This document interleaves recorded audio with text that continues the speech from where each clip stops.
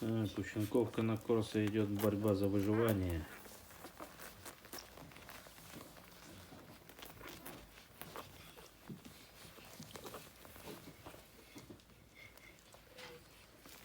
А мамашка отдыхает после родов. О, девчонка поползла.